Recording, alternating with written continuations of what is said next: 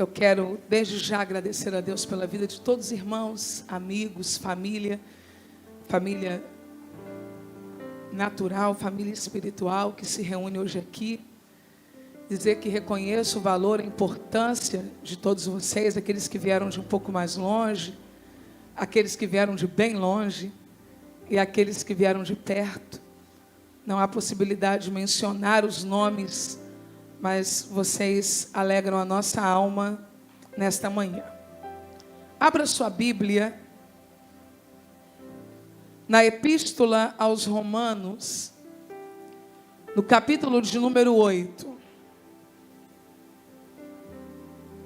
O microfone está falhando, eu não sei se é bateria, se for já vê agora. Tá? Para a gente substituir se precisar, não vou poder utilizar o microfone falhado. Epístola aos Romanos, capítulo de número 8, versículo de número 28, a Bíblia diz assim: e sabemos que todas as coisas contribuem juntamente para o bem daqueles que amam a Deus, daqueles que são chamados segundo o seu propósito. Vocês podem ler juntos comigo, de acordo com a versão que está no monitor. 1, 2, 3. E sabemos que todas as coisas contribuem juntamente para o bem daqueles que amam a Deus, daqueles que são chamados segundo o seu propósito. Queridos, esse texto, ele tem sido uma realidade na minha vida e tem se aplicado especialmente nos últimos anos da minha vida. Este é um texto muito conhecido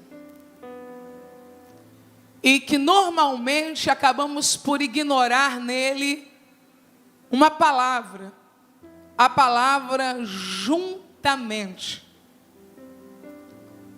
Não é fácil ver as coisas que nos acontecem isoladamente contribuírem para o nosso bem. Quando vemos a história da nossa vida de forma isolada, nos sentimos desmotivados, tristes, aflitos, questionamos. Mas quando conseguimos ter uma visão do todo, diga mais uma vez e bem alto: juntamente. Quando pegamos todas as coisas contribuem juntamente, nós passamos a perceber que nada na nossa vida é um acaso, mas que todas as coisas juntamente acabam culminando neste propósito, que é contribuir para o nosso bem. Eu não tenho a pretensão de contar uma história de 40 anos em cerca de 1h30 minutos. Seria impossível. Na verdade, eu quero contar um testemunho de superação, de aprendizado, de crescimento espiritual que marcaram a minha vida nos últimos anos. Na verdade, nos últimos 8 anos da minha vida. Mas para que eu chegue nos últimos 8 anos, eu preciso contar um pouco do início da história. Eu nasci num lindo lar cristão. E minha mãe esperava por um menino. Quando Deus enviou em sua casa uma mulher que tinha o dom de profetizar e o dom da palavra do conhecimento. E ela disse à minha mãe: você está preparando fronhas e um enxoval para um menino. Mas não é um menino, é uma menina. E ela será uma missionária e vai levar a palavra de Deus em muitos lugares. A minha mãe confessa que até então ela não sabia o que o nome missionária queria dizer. Mas ela ouviu aquela palavra profética e no dia 14 de junho de 1978, não nasceu o Carlos Eduardo como minha mãe pensava. mas nasceu uma menina. E desde então a minha vida foi marcada por propósitos, por desafios, por dificuldades, por vitórias, por conquistas. Deus me deu a alegria de não apenas ter pais, meus pais, Carlos e Wanda, homens tementes a Deus, mas Deus também me deu a alegria de ter avós que contribuíram para o meu crescimento espiritual e para o meu crescimento humano.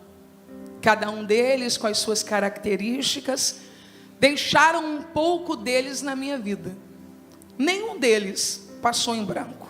Até aquela, especialmente a minha avó materna, com quem eu tive menos contato, eu digo ao Eleomar que, vez ou outra, eu vejo da personalidade dela em mim, diante dos grandes desafios que a vida nos impõe. Eu posso dizer que fui uma pessoa privilegiada.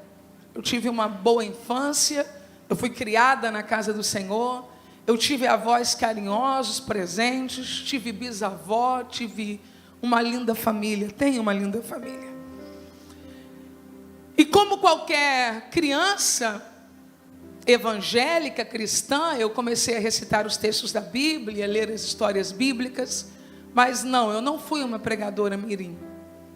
Muito pelo contrário, quando o microfone chegava na minha mão, eu fazia questão de devolvê-lo rapidamente. A primeira vez que eu tentei não deu muito certo, porque eu confundi celebrar com cérebro. E eu disse para os irmãos que eram para eles adorarem com o cérebro, porque era isso que estava no Salmo de número 100. Depois de outras tentativas de falar rápido e soltar o microfone, um dia minha avó me confrontou em amor e ela disse: você não tem que falar e entregar o microfone. Você tem que ler o versículo e dizer alguma coisa. E quando minha avó disse que eu tinha que fazer isso, eu comecei a fazer. Falava, entregava o microfone, dizia alguma coisa, entregava o microfone. E nenhuma paixão por isso. Ninguém me dizia: faça isso. Havia uma brincadeira em casa, uma caixa de som que meu avô ligava quando eu era criança e eu pregava, mas não havia aquele formato do pregador mirim. O tempo passou. Não passou tanto, não. Com 14 anos de idade, depois dessas pequenas interrupções, falando, devolvendo o microfone, eu estive numa igreja visitando a minha tia, que está aqui, a igreja que ela congregava, e me deram uma oportunidade para falar. E eu falei. E o pastor daquela igreja, os irmãos, eu acho que acharam que eu falei bem para a minha idade. E não demorou muito, naquela época em que as pessoas convidavam com cartas, chegou uma carta me convidando para pregar no culto de jovens, na celebração, na festa dos jovens daquela igreja. Eu estou falando da Assembleia de Deus em Vila Aliança, filial de Rocha Miranda. Naquele momento eu preguei no texto que diz: eu sou o Senhor e fora de mim não há Salvador. E eu percebi que eu estava de fato envolvida e apaixonada pela possibilidade de falar as verdades sagradas às pessoas. Com 15 anos de idade, um ano após, eu estava dirigindo a Tarde da Vitória na minha igreja. Com 18 anos, eu estava apacentando uma igreja. Completamente apaixonada pela Bíblia e desejando pregar por todo o Brasil. Eu nunca desejei pregar pelo mundo. Embora Deus já tivesse me dito isso muitas vezes, o meu desejo era o Brasil. Eu olhava para o mapa, colocava as mãos e pensava: um dia eu vou pregar pelo Brasil. Eu comprava o Mensageiro da Paz na minha igreja, abria o Mensageiro da Paz e via os congressos no norte, no nordeste, no centro-oeste, aquelas mulheres vestidas com aqueles uniformes, aquelas igrejas que a gente perde a dimensão do tamanho, e eu colocava as mãos sobre o Mensageiro da Paz e dizia: eu vou pregar nesses lugares. Eu quero o Brasil. Deus começou a me usar pelo Rio de Janeiro. Simultaneamente, enquanto eu dirigia a Tarde da Vitória, enquanto eu apacentava a igreja ao lado do meu então agora já esposo, porque com 18 anos eu não havia casado ainda, tendo nele todo o ânimo necessário para isso, nós começamos a cruzar o Rio de Janeiro de uma ponta a outra, pregando de igreja em igreja, de lugar em lugar, em comunidades, em igrejas pequenas, em igrejas grandes. Mas como uma menina ainda de 20 e alguns anos, é natural que você queira os grandes lugares. Eu entendo isso hoje. Hoje essa já não seria a minha maior ambição. Eu queria pregar naqueles congressos que eu via no Mensageiro da Paz. Eu queria pregar no norte, no nordeste, no centro-oeste, no sul, no sudeste. Eu queria o Brasil, eu não queria só o Rio de Janeiro. Mas num mundo que ainda não tinha essa interação pelas redes sociais, vídeos pelo YouTube, isso era impossível. Como que uma menina de uma igreja na Baixada Fluminense, com um pai que apacentava poucas ovelhas, numa igreja que era uma garagem com chão de vermelhão, com telhado de folha de zinco e telhas, poderia pregar pelo Brasil sem que ninguém pudesse apresentar? Isso era impossível. Um dia teve um evento na nossa igreja em Três Corações, chamaram o pastor Eliel do Carmo para cantar. E convidaram também uma pessoa que eu não sei o nome, não lembro agora, para pregar, e essa pessoa não compareceu. E quando a pessoa não compareceu, alguém teve a ideia da Raquel para pregar. Eu não era Helena Raquel, eu era Raquel. Eu era Helena Raquel de certidão de nascimento, mas ninguém me chamava Helena Raquel, só me chamavam de Raquel. Dei a Raquel para pregar. E eu preguei uma mensagem chamada A Prova do Deserto. Eu preguei com toda a minha alma. Eu preguei com todo o meu coração. E quando eu terminei de pregar aquela mensagem, o Eliel olhou para mim e disse: eu quero você no debate da melodia. O debate naquele tempo, ele tinha uma visibilidade ainda maior do que no dia de hoje, porque hoje as redes sociais, os vídeos no YouTube competem com o rádio, com a TV. Naqueles dias, não. Como tudo na minha vida precisava ser bem comemorado, eu fiz um conjunto de linho laranja, não tinha câmera, mas eu sabia que estava indo para o debate. E fui. Me lembro de descer as escadas da casa que eu morava, sobre a garagem da casa da minha sogra. Lembro de entrar na Kombi do meu marido e de ir feliz da vida com o meu conjunto de linho para o debate na rádio. Quando eu cheguei no debate, para minha surpresa, o Eliel tinha saído da melodia. O último ato que ele poderia fazer por mim, ele fez em menos de 48 horas antes de sair. Ele me colocou como convidada. Naquele dia era o Gustavo de Moraes que estava dirigindo o debate. E ele olhou para mim e disse: como eu posso te chamar mesmo? E quando eu ia dizer Raquel, ele disse na minha frente: Helena Raquel. Deus estava me dando um nome naquele dia. Por 3 vezes eu fui ao debate e a minha prova era tão grande na ocasião que meu telefone foi cortado. Eu perdi o telefone e eu não tive mais contato. Também não precisava. Não que eu não precise da Rádio Melodia, eu preciso de tudo que Deus quiser usar, mas para aquele propósito, o propósito estava encerrado. Uma amiga muito querida estava dirigindo a união feminina de uma grande igreja, e eu chamo de amiga querida hoje, mas na época ela não tinha tanta convivência com a gente, mas ela lembrou do meu nome. E ela ligou para minha mãe e disse: Wanda, eu queria muito trazer a Helena no congresso. Mas como eu não posso, porque eu preciso de um nome, que as pessoas conheçam, que tenha aceitação, eu vou levá-la para falar, pelo menos para as mulheres, na parte de baixo do templo, numa reunião que nós vamos fazer. Eu fui nessa reunião na ADIG. Eu não entrei na ADIG pela porta principal. Eu entrei na ADIG pelo porão, pela parte de baixo. Eu preguei aquela noite, Deus foi muito generoso. E depois de alguns dias, Ana Paula, uma mulher fantástica, ligou para minha mãe e disse: Wanda, Deus usou muito a Helena, foi uma benção, Deus abençoe sua casa. E minha mãe, muito empolgada, disse: Ana Paula, ouve minha filha hoje, porque hoje ela vai estar no debate da melodia.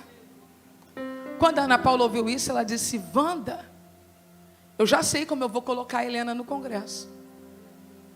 Eu vou colocar a Helena Raquel do debate Melodia. Quando eu cheguei naquela manhã com a minha pasta para pregar pela primeira vez num grande congresso, tinha uma faixa na porta da igreja dizendo Helena Raquel, e entre aspas, ou parênteses, debate Melodia. Eu entendi porque o pregador faltou naquela noite, porque o Eliel do Carmo me convidou 48 horas antes de sair da rádio, porque o Gustavo de Moraes perguntou qual nome eu queria usar, porque minha mãe estava divulgando para quem não estava perguntando nada que eu estava no debate, porque Deus faz com que todas as coisas juntamente cooperem para o bem daqueles que amam a Deus. Era o meu sonho, então o sonho precisava acontecer, e eu comecei a pregar, e fui a primeira mulher a pregar na Convenção Estadual das Assembleias de Deus no Rio de Janeiro. Em pouquíssimo tempo eu preguei no Congresso Estadual de Mulheres, no Congresso Estadual de Adolescentes, no Congresso Estadual de Jovens, e naquele ano eu era a pregadora daqueles dias, a pregadora daquele momento. Mas eu queria mais. Eu queria voar. Queria ser uma pregadora interestadual. E um dia eu estava na minha casa, ainda sem telefone. Quando o telefone na casa da minha sogra tocou, e ela mandou me chamar, que tinha alguém querendo falar comigo no telefone, eu desci, e era a Misilene. E ela disse: oi, Helena, meu nome é Misilene, você não me conhece, eu sou esposa do Jean. Nós recebemos um convite para ir a São Paulo, num encontro, numa igreja. Eu vou cantar, o Jean vai pregar, e o pastor lá está querendo convidar você. Eu disse: que bom, que bênção, tentando, como brincou uma amiga minha, tentando fingir costume, né? Que bom, que bênção, como é que vai ser? E ela disse: vai ser tal dia, e nós vamos de avião. Meu Deus. Quando ela disse isso, eu pensei comigo: agora a minha roda girou. Leomar chegou e disse: Leomar, você não sabe. Nós vamos pregar em São Paulo e vai ser de avião. Ele, tentando fingir costume, disse: já viajei com meu irmão de avião. Mas eu não viajei. Roupa. Primeira vez no aeroporto, fiz cabelo, coloquei salto alto, não sabia que eu ia ter que andar tanto. Acredite, minha primeira viagem eu consegui perder o voo. Mas Deus foi tão generoso que a Misilene, morando na Ilha do Governador, perdeu o voo também.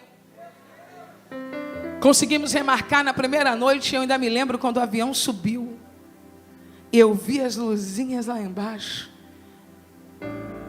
Eu chorava e eu dizia: Deus cumpre promessas.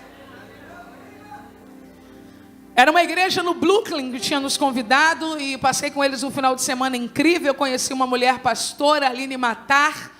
Esta mulher me fez entender que Deus poderia levantar mulheres como pastoras. Eu nunca tinha visto uma mulher pastora com a idoneidade, com a capacidade, com a elegância daquela mulher. Eu fiquei impactada. Eu voltei para o Rio de Janeiro e as coisas não aconteceram tão fáceis como eu pensei que aconteceria. Eu continuei pregando ali, pregando lá, pastoreando a igreja local como missionária, passando tribulações, vivendo a vida com desafios, mas bastava eu passar pela linha vermelha, pelo galeão, que eu levantava as mãos e dizia: Deus, eu quero viajar pelo Brasil. Até este convite, ou depois desse convite, passaram-se quase 2 anos sem que ninguém me convidasse para sair do Rio de Janeiro. E depois Deus começou a fazer ali, lá. E a coisa começou a acontecer. Deus colocou pessoas maravilhosas na minha vida, como a missionária Elisa Coimbra, que me apresentava, dizia para as pessoas: leva a Helena, como a Assembleia de Deus da Ilha do Governador, que era uma referência tão grande pela maneira que eles acolheram o meu ministério, que as pessoas diziam: você é da ilha? Eu dizia: não. E as pessoas começaram a me chamar, e aquele sonho de colocar a mão sobre o mensageiro da paz, aquilo tudo estava acontecendo, até que um dia um convite para ir à TV.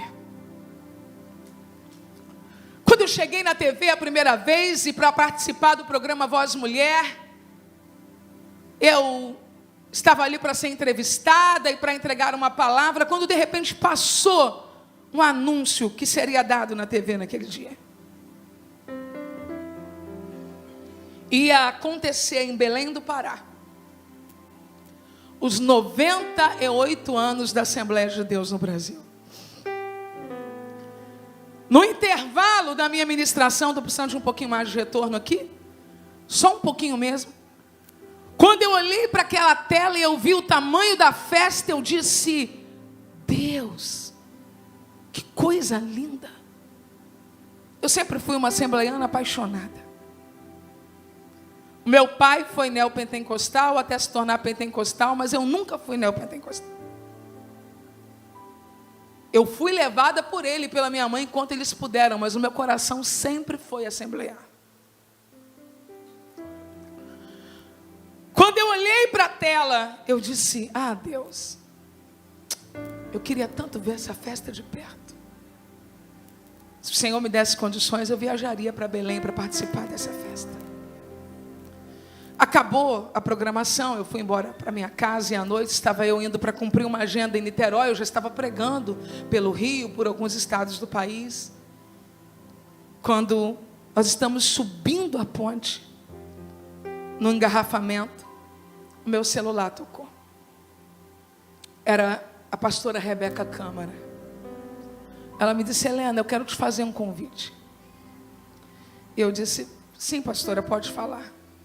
Você sabe que vai acontecer os 98 anos da Assembleia de Deus no Brasil, não sabe? Eu disse: sei. Então, eu quero que você seja pregadora da grande festa. Eu só queria ver. Em 2010, o meu telefone tocou de novo: Helena, eu quero que você pregue nos 99 anos da Assembleia de Deus. E eu voltei. A essa altura eu já viajava pelo Brasil, eu era reconhecida pelas pessoas na rua, especialmente por causa da TV. A TV tem esse impacto. E eu estava vivendo tudo que eu coloquei a mão e disse: Deus, Deus, Deus, Deus, Deus. Em 2011, a Assembleia de Deus no Brasil faria 100 anos, seu centenário. Algumas pessoas poderiam deduzir: pregou no 98, pregou no 99, vai pregar no 100. Mas eu não pensava assim. Eu pensava: preguei no 98, preguei no 99, é claro que não vai repetir no 100. Que necessidade uma igreja como uma igreja mãe tem de convidar o mesmo pregador 3 anos seguidos? Não tem necessidade disso. Tem tanta gente que fez história nesse centenário viva, relevante, esposos de pastores de grandes igrejas, filhos de pastores. Não sou eu que vou falar lá.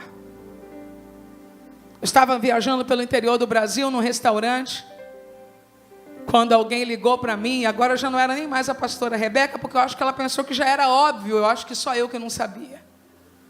Uma pessoa disse assim: Helena, já viu a divulgação do centenário? Eu disse: não. Você é a única mulher que vai pregar. Naquele momento eu imaginei, queridos, que eu fosse pregar na reunião do meio-dia, de manhã, na igreja mãe, tudo aquilo que para mim já seria fantástico. Eu não sei se vocês repararam o vestido que eu preguei na festa do centenário. Eu não sabia que eu ia pregar naquela hora. Eu tinha uma roupa apropriada. Estava com um vestido que não tinha nada a ver com a posição que eu ocuparia aquela noite. Eu estava sentada na grande festa de abertura. Um estádio lotado, quase 50 mil pessoas.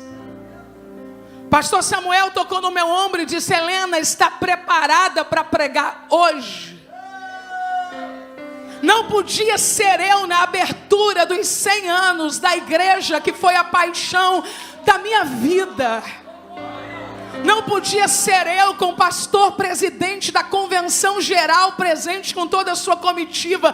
Não podia ser eu, as minhas pernas tremiam. Ele disse: você está preparada? E eu disse: eu estou preparada. Quando eu peguei aquele microfone, eu comecei a falar a milhares de pessoas que estavam reunidas ali e outras milhares no mundo. Rapidamente eu me lembrei dos dias em que eu lecionei na escola bíblica dominical debaixo de uma árvore, quando eu ensinei crianças dentro de uma Kombi. Kombi, quando eu preguei numa igreja para 10 pessoas e as pessoas riam dizendo, ela está lá pregando para paredes. Eu tenho uma palavra de Deus para você nesta manhã. O Deus que não se esquece das promessas, Ele está sentado sobre o globo da terra e Ele vai fazer tudo o que Ele quiser fazer.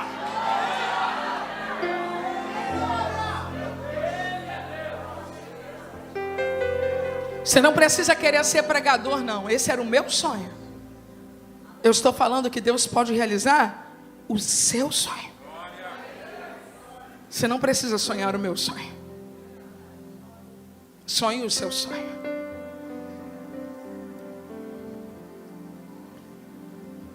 Naquele mesmo ano, eu estive na Assembleia de Deus de Camboriú. Na verdade, era a minha segunda vez ali. A primeira havia sido em 2010, antes do centenário, a convite da missionária Elba Bernardino, esposa do pastor Cisino, que já vive eternamente, por intermédio do pastor Elias Torralbo. Eu havia pregado numa conferência de mulheres, uma mensagem especial, tive muitas dificuldades, o voo atrasou, perdemos praticamente o horário da chegada, mas em tempo eu cheguei e ministrei a palavra. E eles me convidaram para a conferência do ano de 2011, uma conferência feminina, presidida pela irmã Elba, e eu ali estive. E Deus, em determinado momento, usou a vida do pastor Cisino. Naturalmente, ele não estava profetizando convencionalmente, mas ele virou-se para mim e ele disse, Helena, ou irmã Helena, ou irmã Raquel, ele não me chamou pelos dois nomes, ele chamou só um nome. Ele disse, um dia, você vai estar aqui, nesse mesmo lugar que você está hoje. Nós estávamos no pavilhão dos Gideões Missionários. E você vai pregar aqui. Mas nesse dia não será só para as mulheres, os homens também estarão. E você vai pregar uma mensagem que o tema será cuidado com o seu lenço. Eu peguei a capa da minha Bíblia, virei, escrevi, eu tenho a Bíblia guardada até hoje. Eu tenho a data guardada, cuidado com o seu lenço. O dia, e imediatamente eu percebi que a mensagem seria sobre a vida de Judá, o homem que perdeu o seu lenço. Eu voltei para casa. Cerca de 2 meses depois, eu estava pregando no círculo de oração. Na festa do círculo de oração. Recebida por uma irmã, cujo nome é Irmã Salmos. Eu não esqueço o nome dessa irmã. E ela me convidou, eu preguei. Quando eu terminei de pregar, o pastor Cisino Bernardino olhou para mim e me disse assim, Helena, ou irmã Helena, ou irmã Raquel, só um nome. No próximo congresso dos Gideões Missionários, você está convidada para ser a pregadora. O que ele não sabia é que desde o dia que ele me entregou aquela palavra, eu comecei a gerar em Deus aquela mensagem. Um espírito que não glorifica a Deus incitou um pregador no Brasil para dizer que eu copiei a mensagem que ele pregou. A única forma disso ter acontecido é a possibilidade do mesmo espírito que me usa usá-lo, mas isso só ele pode responder, porque eu sei quem me usa. É a única possibilidade. Eu não consultei livros, eu só tinha um computador velho com as teclas pesadas. No meu quarto aqui na Rua dos Telégrafos, durante 7 meses eu gerei mais de 20 folhas de esboço pelo Espírito Santo. E quando foi em abril de 2011, 2012, eu estava no púlpito dos Gideões para entregar a mensagem que havia sido profetizada que seria entregue. Como era a sua vida nesse tempo, Helena? Muito intensa. Quando eu cheguei nos Gideões Missionários, eu não cheguei para ter agenda. Eu já não tinha mais aonde colocar agenda. Eu não conseguia mais tempo para atender pessoas. A minha única válvula de escape emocional era o meu tempo na faculdade de teologia, onde eu conheci amigos, onde eu fiz irmãos. Ali era o único momento em que eu me sentia uma pessoa normal. Fora dali, eu não era uma pessoa comum. Eu tinha compromissos em cima de compromissos. Eu não tinha tempo para mim, eu não tinha tempo para minha família e nem tempo para fazer amigos.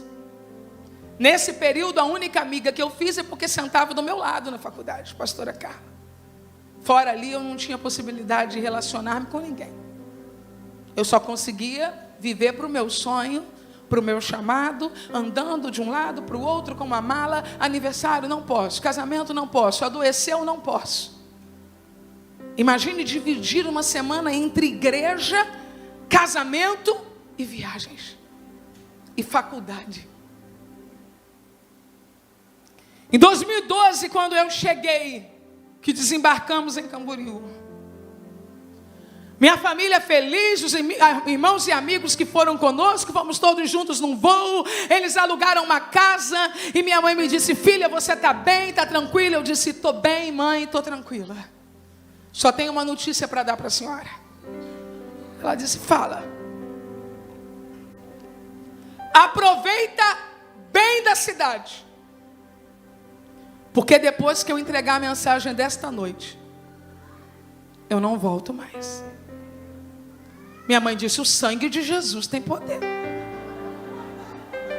Você nem pregou, minha filha, já está falando isso? Eu falei: mãe, eu só tenho duas saídas. Ou melhor, duas alternativas. Ou eu fujo do que Deus me deu e me arruíno diante do Brasil todo, porque fugir de uma mensagem, eu ia perder até a fala ali, ia passar uma vergonha mundial. Ou eu entrego o que Deus me deu, e dificilmente eu volto.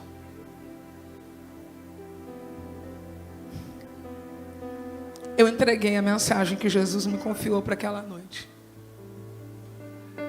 E quando você ouvir uma citação profética, peso da palavra do Senhor, não pense que o profeta estava brincando quando ele disse isso.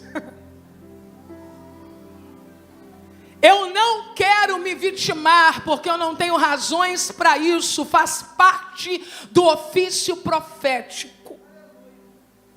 Eu fui hostilizada, eu fui ofendida, eu fui perseguida. Eu descobri um lado muito desagradável de pessoas que não conseguiam suportar o confronto. E eu quero ser íntegra o suficiente para dizer que nada disso aconteceu da parte da igreja ou dos Gideões Missionários. Tudo isso aconteceu da parte de quem ouviu a mensagem e não suportou a mensagem que ouviu.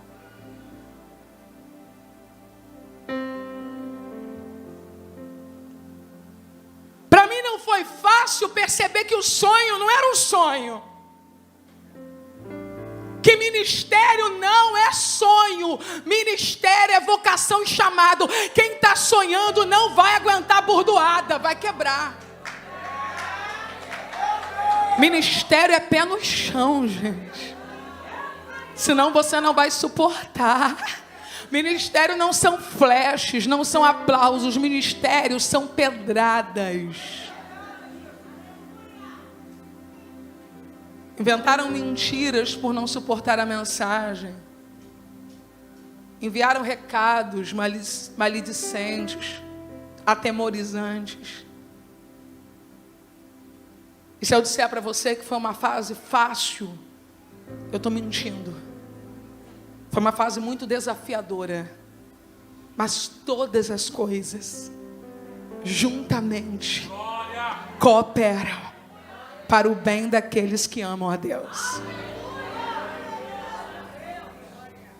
Pessoas que frequentavam a igreja, pregadores, deixaram de vir aqui. Eles não queriam ser vistos ao lado da profeta Perigo.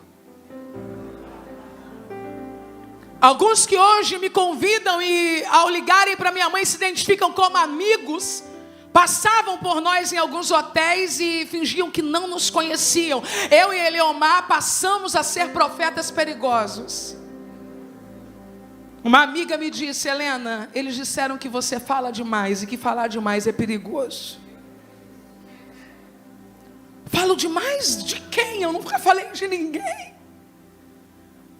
Falei demais quando abri o texto bíblico e preguei uma mensagem que Deus me confiou. Não foi fácil. Isso criou uma certa resistência, um certo aperto.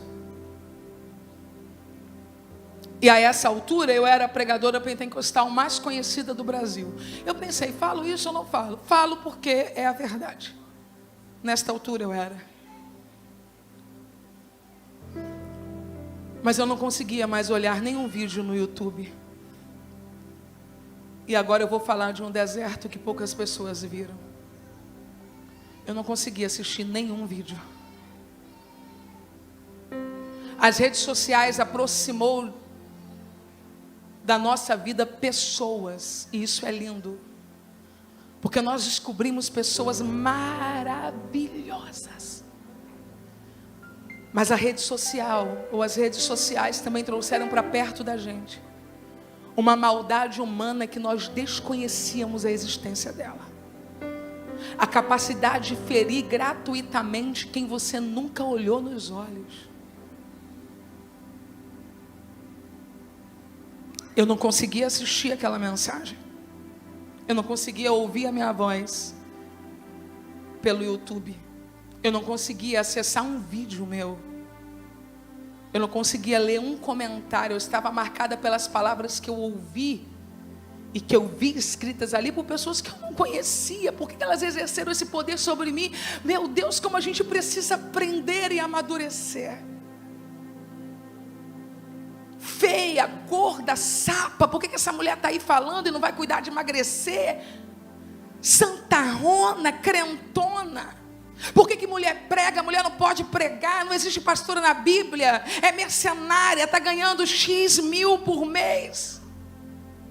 Que poder é esse que nós damos às pessoas de controlar as nossas emoções? Que poder é esse que o indivíduo que nunca fez nada por nós tem de minar as nossas emoções? A mesma cadeia que Deus quebrou na minha vida vai quebrar na sua vida nessa manhã.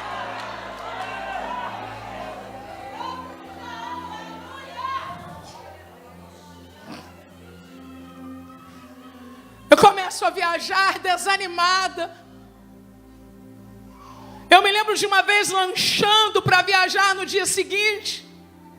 A comida não descia. Uma dor na minha alma, eu não queria mais. Mas eu tinha que ir. Era o meu nome. Era o nome da minha família, era o nome da igreja. Comecei a me sentir mal dentro de voos. Eliomar presenciou quantas vezes eu voava com as lágrimas descendo. Ele me dizia: o que você está sentindo? Estou passando mal. Estou muito mal. Eu pegava a capa dos livros, escrevia para desabafar. Deus me socorre. Deus vem ao meu encontro. Um dia eu chego em Abreu e Lima, Pernambuco, para pregar um beijo para a igreja Abreu e Lima. Eu amo vocês. Eu não deixei de ir a Abreu e Lima porque não fui convidada. Vocês me convidam todos os anos. E eu não deixei de ir porque eu não quero ir. Eu choro todos os anos. Um dia eu cheguei em Abreu e Lima e depois de pregar eu estava me sentindo muito mal. Sabendo que eu teria que voltar e voltar passando mal. Deus levantou uma mulher. Meu Deus, como alguém pode dizer que Deus não usa os seus profetas? Eu estava bonita, feliz, pregando elegante. Ela chegou na minha direção, colocou as mãos na minha cabeça e disse: mulher, eu sou Deus. Não te preocupe, porque eu estou passando contigo pelo meio das nuvens.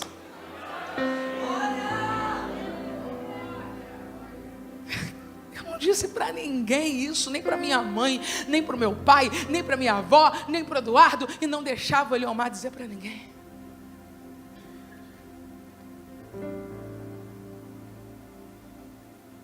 Eu falei, eu não estou bem, eu preciso procurar um médico. Procurei o doutor Dácio. Fiz uma sessão terapêutica com ele. Foi muito bom. Fiz a segunda sessão terapêutica com ele, porque eu tinha que fazer um voo para o Piauí.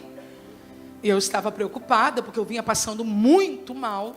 Eu falei, não posso continuar nisso. Se é para médico, eu vou procurar. Se é para psicólogo, eu vou procurar. Se é para psiquiatra, por que for? Eu preciso solucionar. Só quando eu fui no doutor Dácio,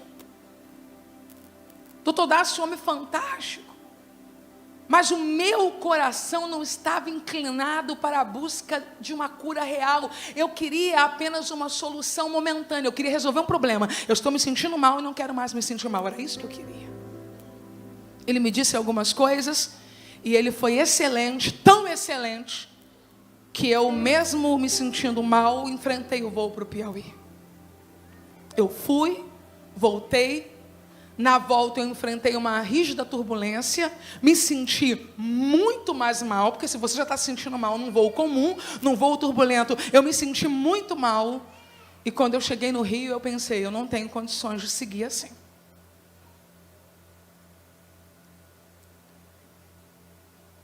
Não era o ano da minha vida.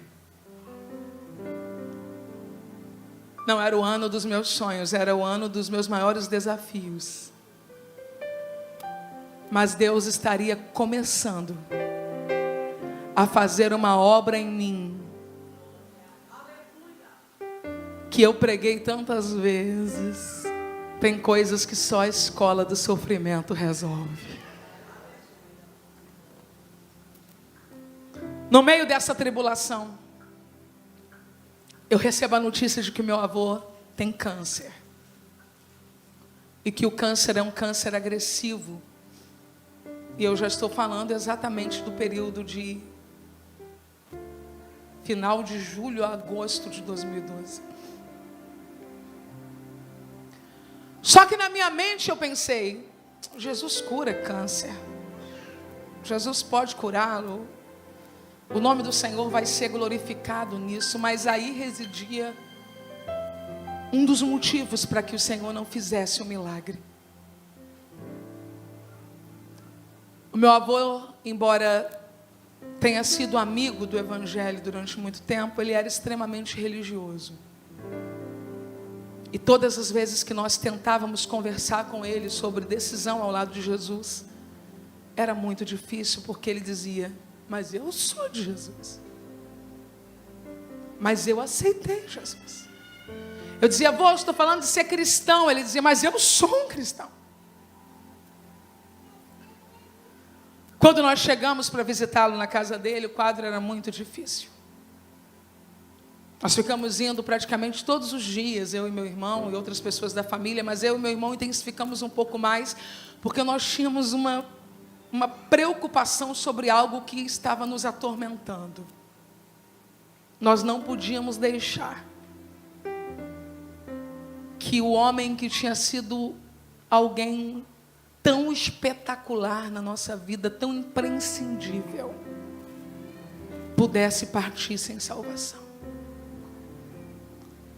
Quem tem certeza que está indo para o céu não quer deixar ninguém para trás. Só que qualquer coisa naquela hora poderia ser forçada. Ele estava debilitado. Nós não tínhamos o direito de invadir, de tocar no assunto de religião para alguém que está no estado terminal, que não consegue mais falar direito, que está com dores. Eu me lembro da cena de retorcer os pés. Como é que alguém está com dores de retorcer os pés e você vai abrir a Bíblia para pregar? Eu dizia, avô, fala com Deus. Aí ele me respondia, eu estou falando. Eu, vô, vê se o senhor entende, mas fala só com Deus, tá? E em nome de Jesus. Ele ria. Eu queria dizer para ele, se o senhor colocar os outros, não adianta. E todos os dias antes de sair nós dizemos isso para ele. E quando eu estou dizendo todos os dias, isso não durou nem 10 dias.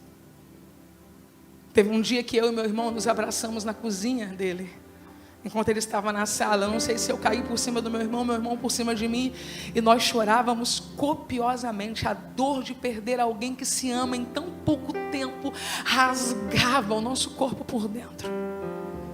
Mas nós enxugamos as lágrimas. Levamos ele até o quarto, ele se recostou. E meu irmão disse: vô, eu preciso falar com o senhor. Ele disse: fala. Vô, eu sei que o senhor é religioso, ajuda a igreja, mas vô, o senhor entende? Receber Jesus é reconhecer que Ele é o único mediador entre Deus e os homens. E depois de pregar por 3 minutos, o Eduardo disse: o senhor aceita receber Jesus como seu único Salvador hoje? Ele levantou a mão e disse: aceito. Meu irmão perguntou: mas o senhor está entendendo a diferença? Ele disse: estou. Ele usava um símbolo religioso há mais de 20 anos. E ele tirou e colocou ao lado. Olhou para mim, diante do Deus que eu sirvo, não minto. Ele via nos meus olhos a insegurança. Ele me conhecia. Eu pensava comigo: será que ele está entendendo o que a gente está dizendo? Ele olhou nos meus olhos e disse assim: agora, com você é assim. A paz do Senhor, minha irmã.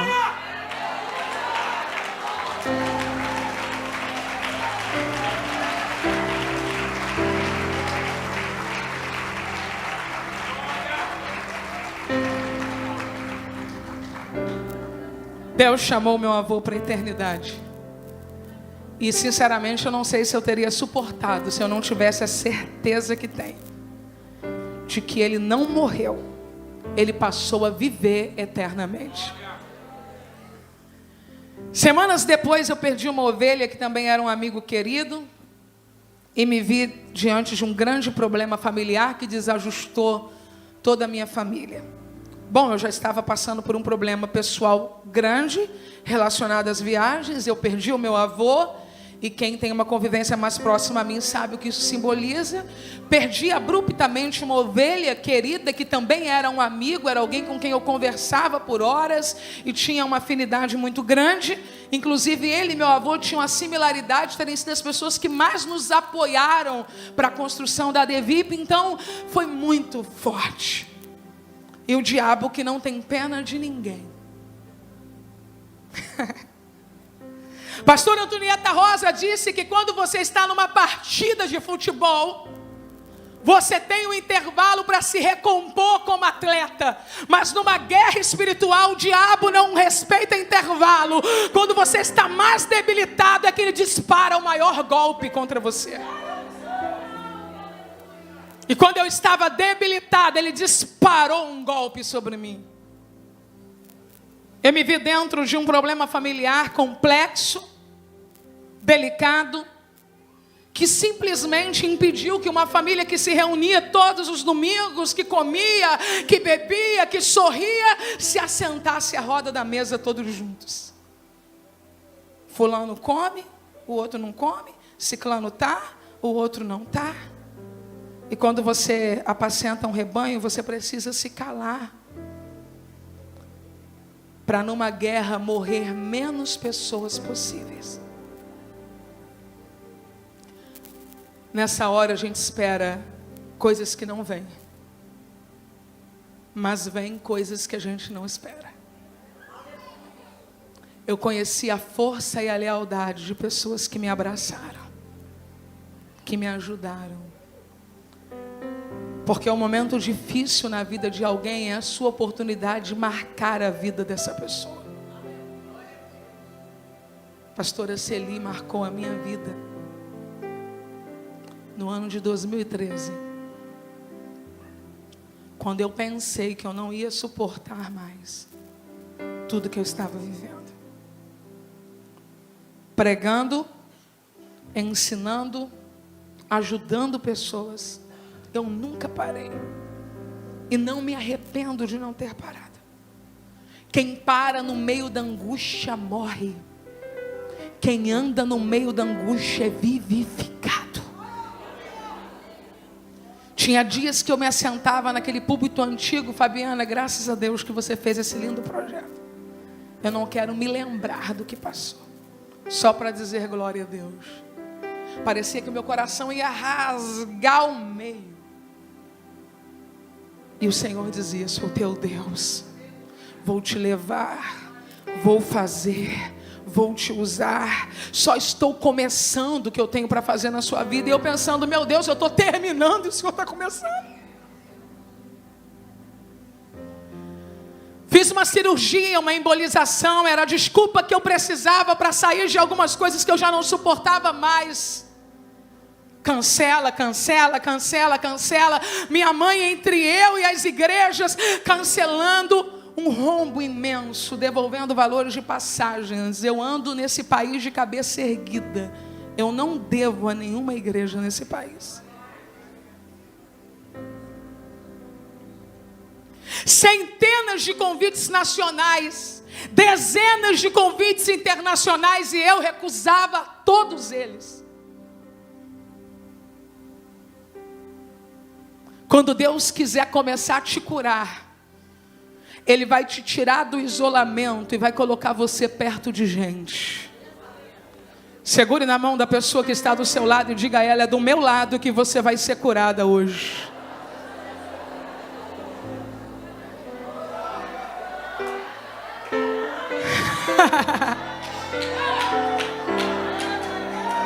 Em 2013 a minha vida estava de perna para o ar. Eu estava enfrentando um luto, eu estava enfrentando uma perda, eu estava enfrentando um problema familiar. Em dezembro, eu sinto no meu coração o desejo de reunir pela primeira vez um grupo que nós chamaríamos de amadas e amigas. Acredite, eu só me relacionava de forma próxima com 4 amigas. 2 o vento levou.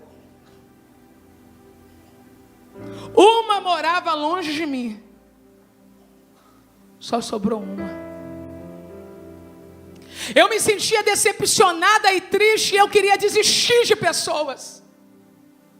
Uma das coisas mais lindas que Deus confiou ao meu ministério é a capacidade de enxergar pessoas, motivar pessoas, investir em pessoas. O diabo vai tentar te ferir na área que Deus deseja potencializar. Não podia ter mitera, eu não podia ensinar meninas a pregarem, porque o que o diabo me disse foi: não vale a pena investir em pessoas. Não podia ter livros com parceiras escrevendo, porque o que o diabo me dizia foi: não confie mais em pessoas. Não podia deixar que jovens profetas pregassem, aprendessem, crescessem e vivessem de alguma maneira a nutrição ministerial que Deus me deu, porque tudo que o diabo me dizia é: cadê aquelas pessoas? Eu respirei fundo. Preparei um evento, marquei um almoço. Eu percebi que eu precisava mudar.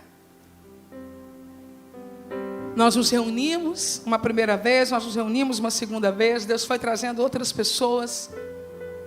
E talvez elas não saibam, mas muitas delas estão aqui. Que Deus usava cada uma delas para de alguma maneira restaurar a minha vida. Eu queria pedir que todas as meninas que fazem parte do grupo Amadas e Amigas ficassem de pé, porque eu quero que a igreja aplaude o Senhor pela vida de vocês.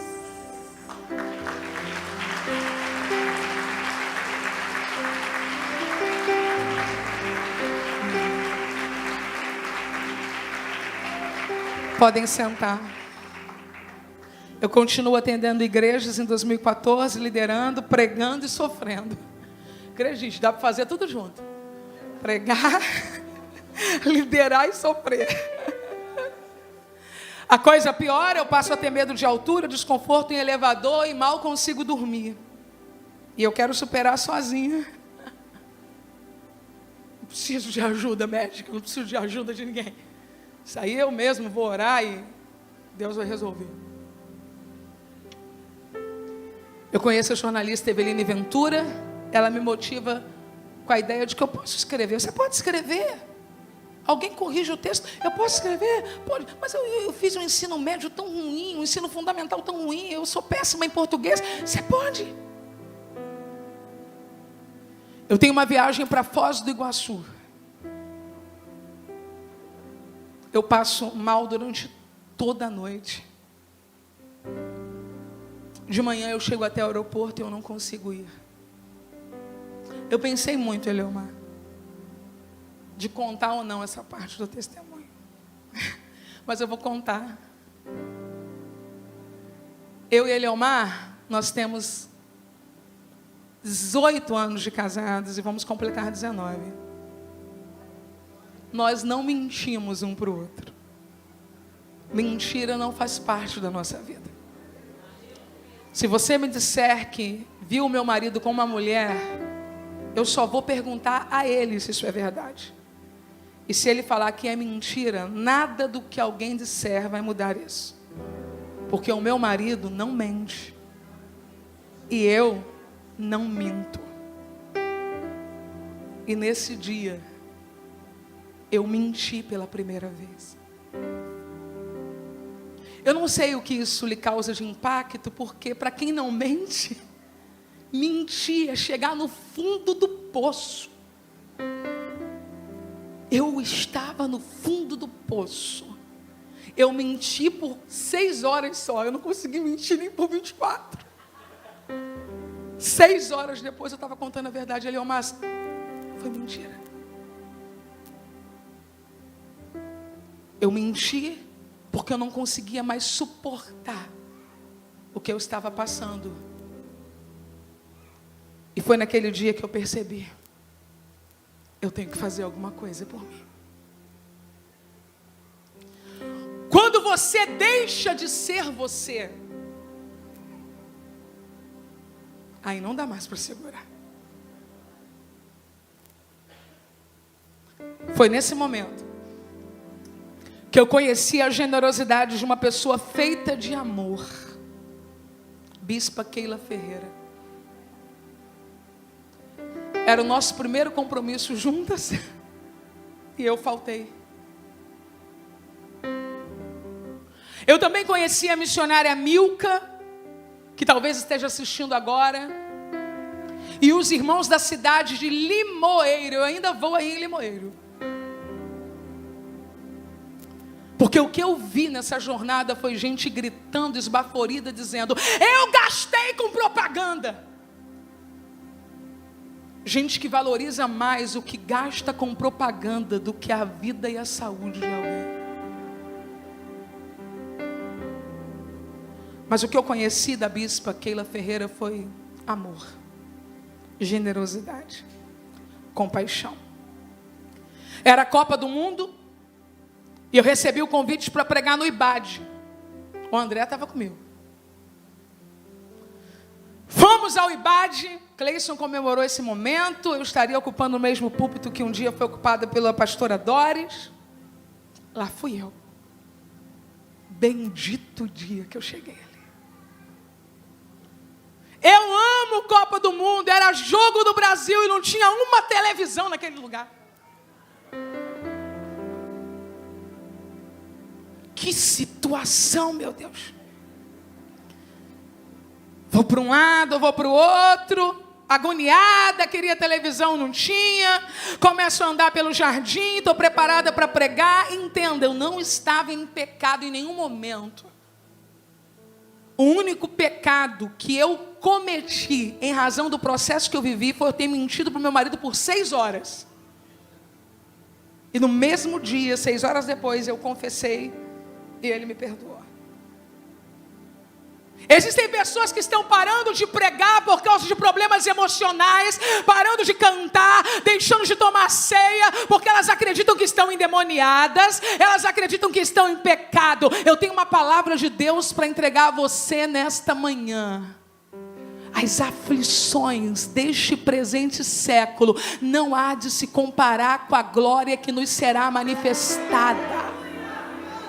Você vai continuar com hipertensão, com diabetes, com dor, com angústia, com problema, com a família em crise. Enquanto eu pregava no congresso profetizando as mulheres, e eu digo que a mensagem que marcou a minha vida, eu disse que o Senhor levantou a sogra de Pedro e a febre a deixou. Algumas vezes Deus levanta a gente primeiro para curar depois. E quem sou eu para dizer quero ser curada primeiro?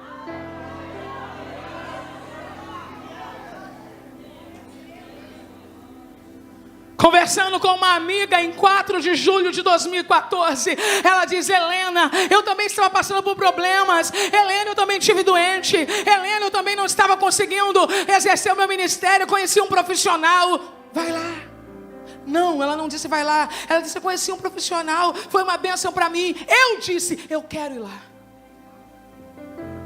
Me dá o telefone. Ela me deu. Sabe por que eu queria ir lá? Eu queria ir lá porque eu queria viajar sem sentir desconforto. Só isso.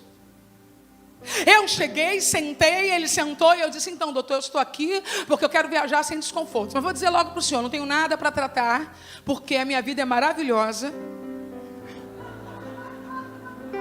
Eu nunca sofri, creia, eu nunca sofri. Minha vida é excelente, eu nunca sofri. Eu não tenho problema nenhum, meu problema é só esse. Aí ele me deu um quebra-cabeça e disse assim: monta aí. Falei: eu, hein? Estou falando que eu quero viajar sem passar mal, o homem me dá um quebra-cabeça. Aí eu começo a ficar nervosa. Eu não consegui colocar uma peça. Aí ele disse: fica tranquilo, é fácil. Encaixou tudo e me deu. Ele falou: sua vida está assim, mas tudo vai se encaixar. Você vai ficar bem. Eu estava diante de um reverendo da Igreja Presbiteriana do Brasil, a pessoa que Deus estava escolhendo naquele momento, naquele dia, para agir na minha vida. Eu disse para ele que eu só precisava viajar sem desconforto, mas não era verdade. Eu era rígida com as pessoas e muito mais comigo. Eu não cuidava da minha saúde, muito menos da minha alimentação. Eu acreditava que precisava resolver o problema de todo mundo e os meus próprios problemas sozinha. A sua vida é muito pior do que você sabe, até Deus colocar você de frente com você mesma.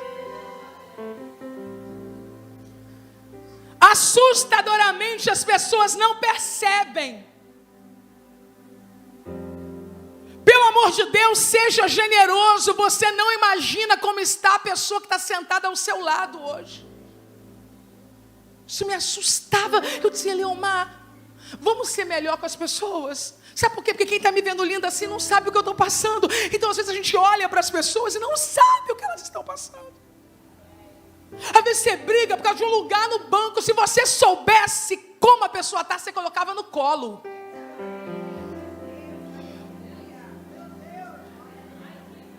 Ninguém.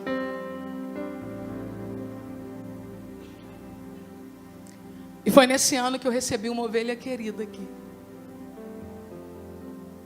Eu pedi a ela se eu podia contar o testemunho. Eu conheci a Joelma.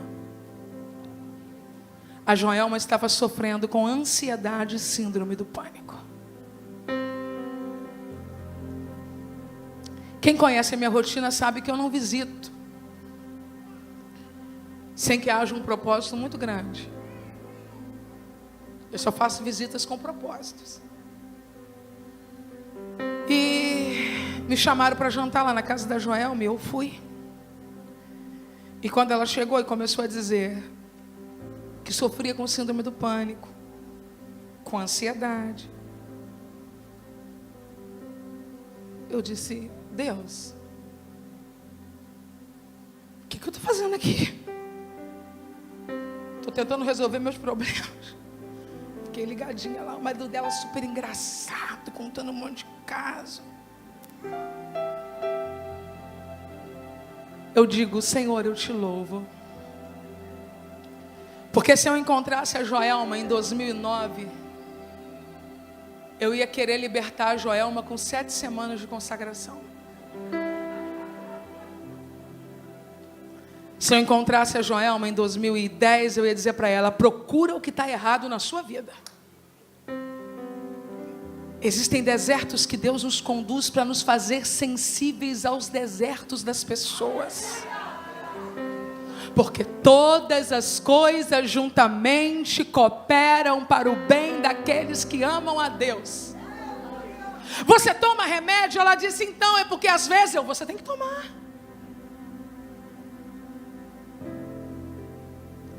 Você faz terapia? Ela disse: então, é porque às vezes eu vou no psicólogo, mas ele fala uma coisa que eu não gosto, não, você precisa de terapia. Você está envolvida na igreja? Não, eu parei por isso. Não, você precisa mergulhar na igreja. Por incrível que pareça, ela aceitou procurar o mesmo especialista que estava cuidando de mim. Isso é porque ela tem um marido fantástico, um pouco parecido com o meu, que aceitava fazer uma viagem com ela todas as semanas. O meu problema, ou o problema da Joelma, não se compara ao problema que eu estava passando. A Joelma não conseguia ouvir barulho, a Joelma não conseguia se assentar ao lado do esposo, a Joelma não conseguia entrar no ônibus, a Joelma não conseguia andar na rua, a Joelma não conseguia se relacionar com as pessoas, não é isso, Joelma? Não conseguia falar em público, a Joelma é compositora, ela é cantora, ela toca, e ela não conseguia fazer absolutamente nada. A vida dela estava totalmente parada, e naquele dia eu percebi que o nosso Deus é um Deus de propósitos. A Joelma me deu uma banda, gente. Enquanto eu estava lá tentando melhorar a vida, a mulher já estava tocando, cantando, pegando ônibus, sentando sozinha, vindo, voltando, fazendo amizade, montando o bazar da igreja, se tornou vendedora, me ajudando, abraçando pessoas, conhecendo pessoas, se tornando alguém que está marcando a vida de outras pessoas com o testemunho dela. Quando eu olho para Joelma, eu digo: Deus, se eu tiver passado esse deserto só para tirar alguém de lá, eu já me sinto abençoada. Todas as coisas cooperam para o bem daqueles que amam a Deus. Aleluia, aleluia, aleluia, aleluia. É que eu estou usando o telefone do marido e tem hora que eu não consigo acessar tudo, mas não é porque ele põe senha não, a senha é nossa, mas é porque eu não tenho hábito. 2015. Eu continuo me cuidando da minha saúde física, da minha saúde emocional, porque eu só queria o quê? Viajar sem contas. Eu comecei a viajar e nem percebi. 9 de julho, o meu milagre ainda não havia começado, mas Deus me encoraja a começar o projeto Casa de Isabel. 2016, depois de 3 anos eu viajo novamente pela primeira vez, e eu pensei que seria tudo muito fácil, mas foi bem desafiador. Mas foi um profeta de Deus comigo, meu pai. Meu irmão, meu pai fez um culto na aeronave. Ele cantou, ele recitou a Bíblia, ele orou. Eu, pai, como é que é aquele hino do Anderson Freire? O gigante não é maior do que o teu Deus. Eu, pai.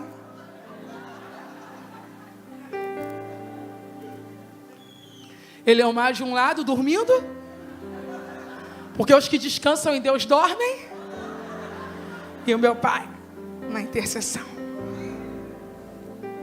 Gente, está dando tudo errado. Não, está tudo começando a dar certo. Eu não podia acessar o YouTube. Aí conheço Márcio, Clarissa, eles já estão aqui me ajudando há um tempo. E nesse ano eles diziam assim: pastor, uma surpresa. Tem um canal no YouTube da senhora agora. Eu chorei naquele dia.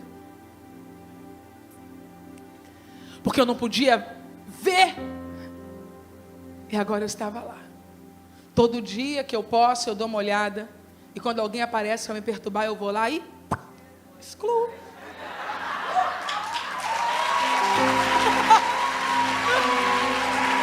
Se estiver me perturbando aí, se prepare.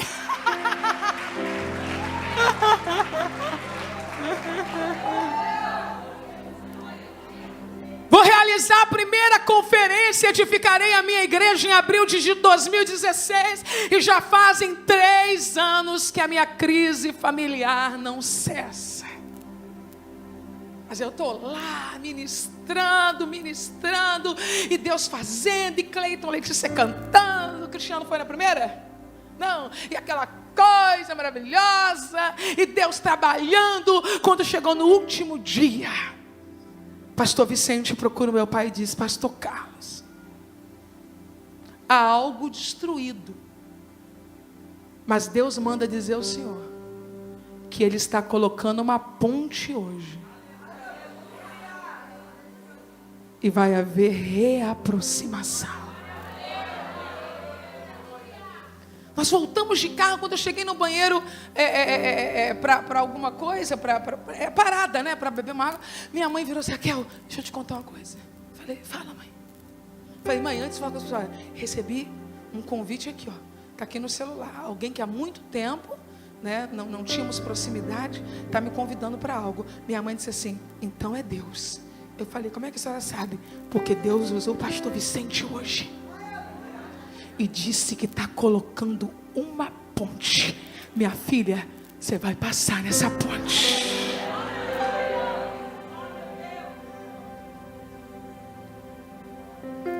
Em junho do mesmo ano, toda a minha família estava reunindo, celebrando o meu aniversário. Existem coisas que não precisam ser resolvidas, elas só precisam ser curadas. Existem conversas que não precisam ser faladas, apenas abraços que precisam ser dados. Quem está esperando esclarecer as coisas, talvez procure maior ferida. Mas quem só quer que o amor volte a reinar, não especula muitas questões.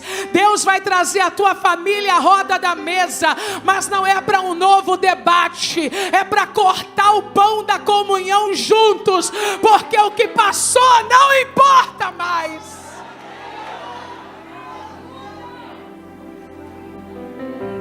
Outubro,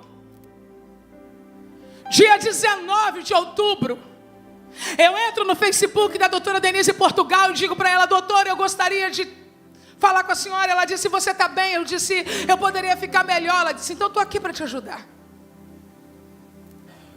Eu estava pesando cerca de 160 quilos. Você não percebeu, né?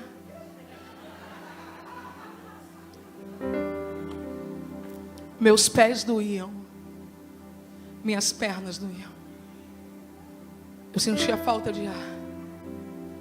O Eliomar tinha que me ajudar algumas vezes a tirar a roupa, a colocar a roupa, sempre fazendo uma piada sem graça nesse momento. Entendeu? Ele nunca deixou o inimigo abater a fé dele, não, irmãos. Ele estava lá, firme e forte. Ele dizia: que coisa linda, é o grande a tua fé. Esse aí, dona Juvelina, é filho de Ilhésia mesmo, não perde a piada. Aí tá bom. E nessas tribulações, vou pregar. Queria ir ao toalete, mas se a igreja fosse grande, eu tinha que segurar, pastor Bruno, porque como é que eu vou e volto? Eu não tinha força para ir para voltar.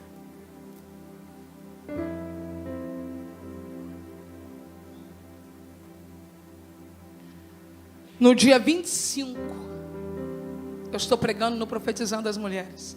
Falei com a doutora Denise que ia lá, mas não fui coisa nenhuma. Porque é Deus quem opera em nós o querer e o efetuar. Cansada.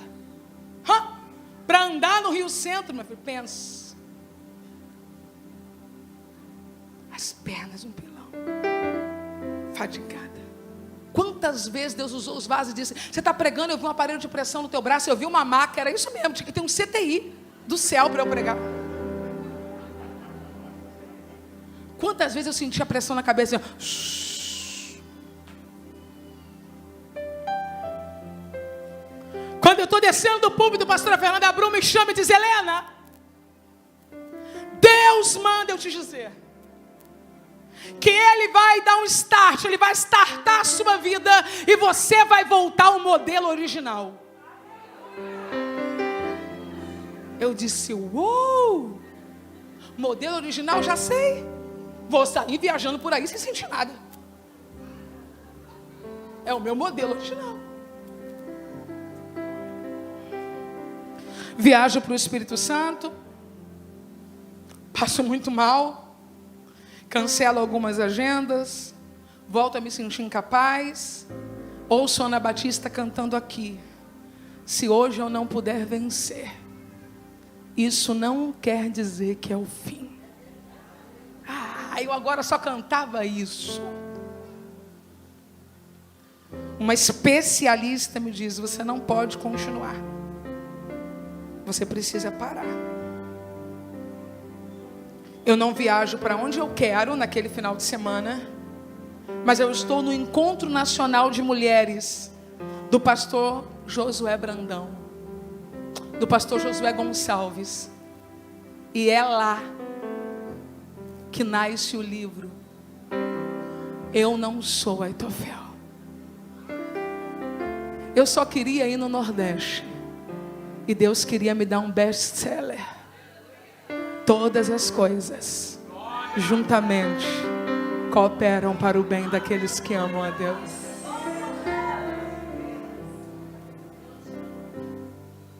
Eu não sou Aitofel foi uma mensagem que eu preguei no auge da minha dor.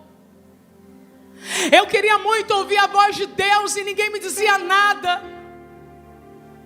Um dia eu estava no púlpito e quando eu desci, a missionária Fabiane veio na minha direção e disse: pastor, eu tenho uma palavra de Deus para lhe entregar. Eu disse: diga. Eu queria ouvir a voz de Deus. Deus manda eu lhe dizer que a senhora não é Aitofel. Sabe o que Deus estava me dizendo? Você não vai morrer por causa de ressentimento, você vai perdoar e viver.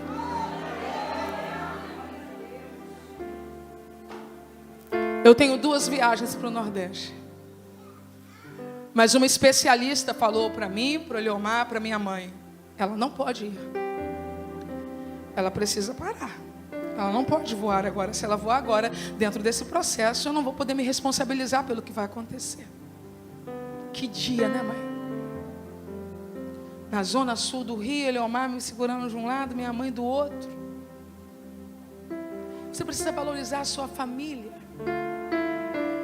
Porque quando o insucesso chega, família é solo, família é verdade.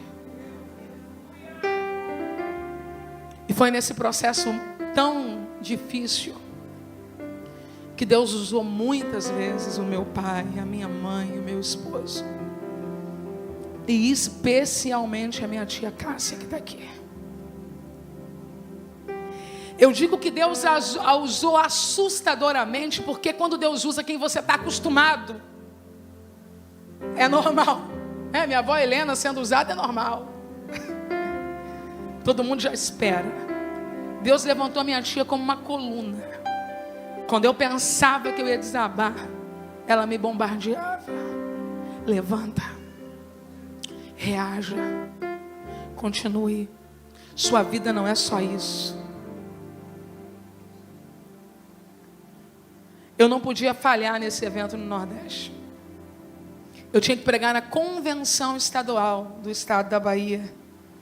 E num evento outro tão importante, eles tinham um espaço de 10 dias entre um e outro, mas nesses 10 dias eu tinha compromissos no Rio de Janeiro que não podiam ser adiados.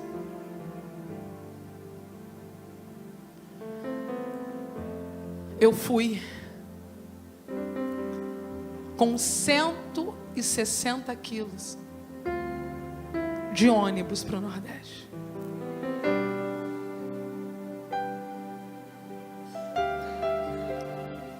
Presbítero João fez um pote para mim com coco e me deu 2 garrafas de água de coco. Como ele me fez chorar. Eu não falei para ele que eu ia de ônibus. Ele teve a delicadeza de não perguntar, porque existem pessoas que são extremamente indiscretas. Mas quando eu abri o embrulho, eu comecei a chorar. Porque não era coco e água de coco, era pão e água do céu dizendo assim para mim: eu estou nesse caminho com você. Meus pais nos acompanharam, porque levar pessoas ao aeroporto e fazer bonitas fotos é muito gostoso. Fizemos algumas no Galeão. Ver um filho ter que fazer uma viagem cansativa, pesando 160 quilos, e você sabendo de todos os problemas que isso incorreriam, eu dizia: Leomar, fica porque você é diabético, fica porque você não pode ir. Ele disse: aonde você for, eu vou. Fui, cumpri a minha missão com ousadia, não senti nenhum incômodo. Eu tenho hérnias de disco, eu não me senti mal, os meus pés não incharam, eu não tive nenhuma dor, Eleomar não teve nenhum cansaço. Em determinado momento, sabe o que eu tive? Crise de luxo. Entrei no banheiro da estrada e quis chorar. Deus, eu não sei porque eu estou passando por isso. Deus disse: hã? Você pensa mesmo que isso te diminui em alguma coisa?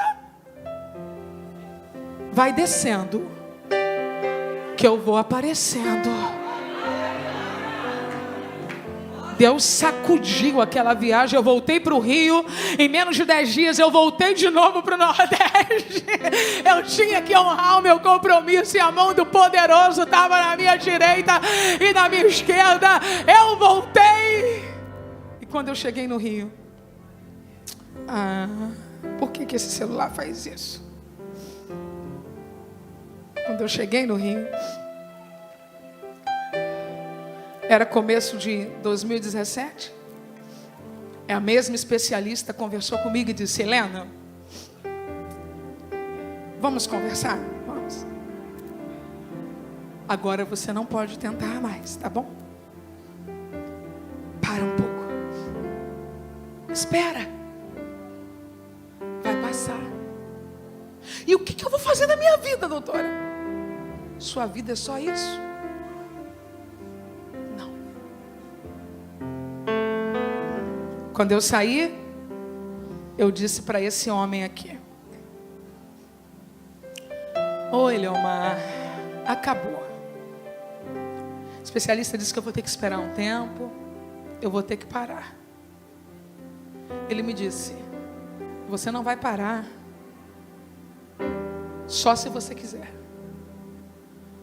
Porque enquanto eu tiver vida, aonde você tiver que ir, eu vou te levar. Fica em pé, marido.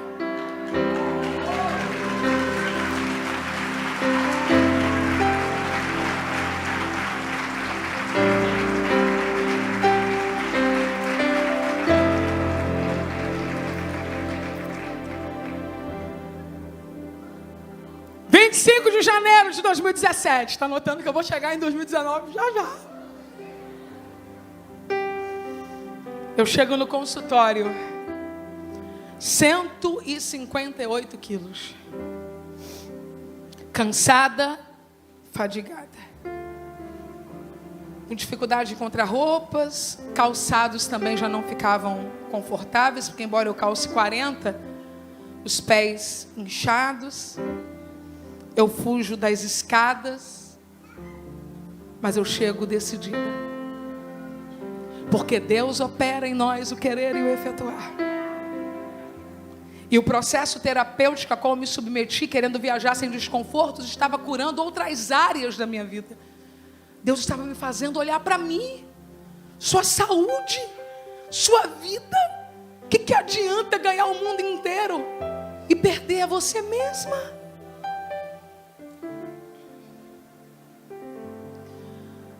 Doutora, não me deu mole e disse: você vai começar a caminhar. Eu caminhar? Eu não posso caminhar nem 50 metros. Coloquei meu tênisinho, fui caminhar. Agora você vai para hidroginástica. Eu, Hã? Pensa a gordinha na hidroginástica. Quando eu desci do carro, Eliomar disse que ficou me vendo assim, como se eu fosse não sei, uma aparição teofânica. Ele disse: eu não acreditei que tu ia entrar lá. Entrei. As velhinhas lá e eu.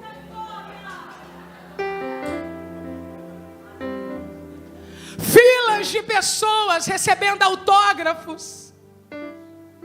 Daqui a pouco você vai cantar, né, Letícia? E quando eu vi aquela fila de pessoas, eu me lembrava: o que eu mais temia me fez vencer. Toda a minha dor me deu poder. Agora eu sei porque eu passei pelo que eu passei. Gente me chorando e me abraçando, dizendo: eu perdoei o assassino da minha mãe. Eu ouvi você dentro de uma casa de prostituição e não fiz o último programa da noite. Uma magistrada me abraçou e disse: eu ia hoje à noite cometer o meu suicídio, mas enquanto eu te ouvia, a alegria de Deus encheu meu coração. Orel e Asté. Meus pais orando, minha avó orando, meus amigos orando, a igreja orando. Mesmo quem não sabia o tamanho do problema, mas via as nuvenzinhas assim. Oh, meu Deus. E o Espírito de Deus agindo. Um dia eu estou na doutora Denise e ela diz: eu vou lançar um livro. Qual é o nome, doutora? Start para o bem-estar. O Espírito de Deus me levou lá no Profetizando as Mulheres. Quando a pastora Fernanda Brum segurou na minha mão e disse: Deus vai dar um start na sua vida. E você vai voltar ao modelo original.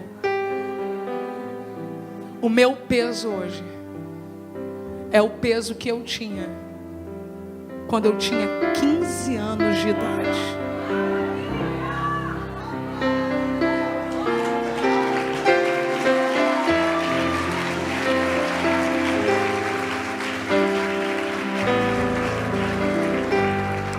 Em julho eu lanço meu primeiro livro.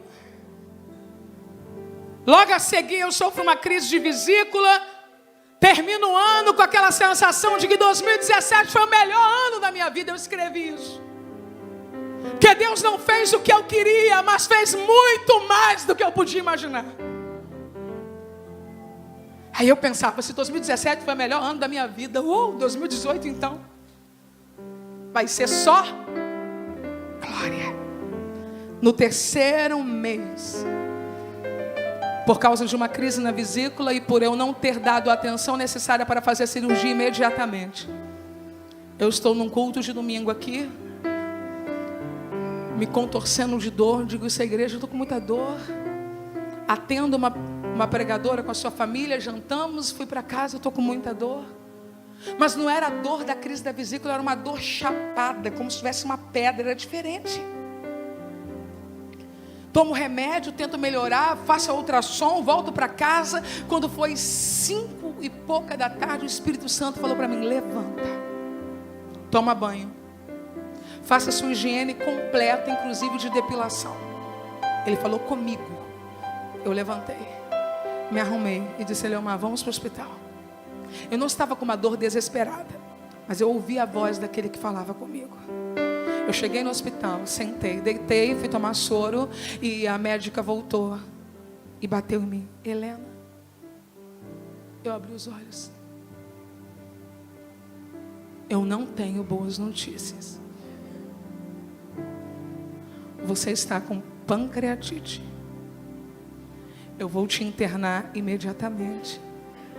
Eu estou ligando para o convênio para selecionarmos a vaga e você vai direto para a UTI. Eu gelei. Eles tiraram a minha roupa, colocaram a roupa própria para a UTI.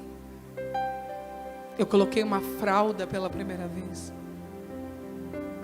Você não pode andar, você não pode comer, você não pode beber água, tudo que você precisar, chame alguém. O problema de você conhecer um pouco é que você acaba percebendo que a coisa não está muito legal. E eu disse: doutora, eu estou fazendo uma infecção generalizada? Ela respondeu: por enquanto não. Eu liguei para minha mãe e disse: mãe, vou ficar internada, parece que o Leomar já tinha dito. Eu disse para ela: mãe, eu estou indo para UTI. Mas falei assim, rindo. Minha mãe quase morre do outro lado chorando. Eu estou subindo naquela cadeirinha, sendo levada, e eu pensei: gente, eu deveria estar com medo, mas eu não estou com medo. E eu ouvia uma voz que cantava: se Cristo comigo vai, eu irei, e não temerei, com gozo irei, comigo vai. É grato servir a Jesus, levar a cruz.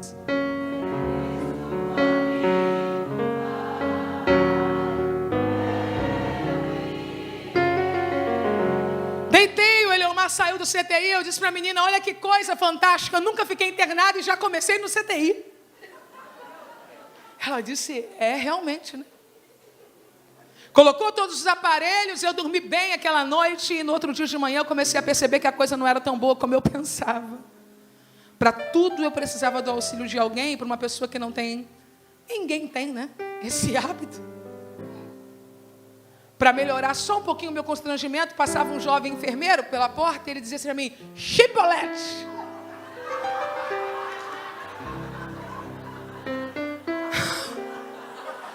Ah, que vontade de dar um chibolete, né? Ele passava e chibolete. Deus colocou 2 enfermeiras maravilhosas para cuidarem de mim nos 2 primeiros dias. Elas me levaram até o banheiro, elas lavavam a minha cabeça, elas penteavam meu cabelo, elas faziam a minha higiene. E eu disse: Jesus, como nós somos pequenos, como nós somos frágeis. Tem alguém me dando banho, tem alguém secando os meus pés, tem alguém colocando a minha roupa. E ela voltava. Na segunda noite eu percebi que algo estranho estava acontecendo. Eu já tinha ouvido a conversa dos médicos, porque o meu leito era o primeiro, e uma noite, eu não sei se eles pensaram que eu dormi, mas um deles chegou e perguntou: qual é a situação dela? E o médico respondeu: pancreatite. E disse outras coisas que eu não conhecia. E o médico respondeu: eu perdi uma paciente de 30 anos essa semana assim.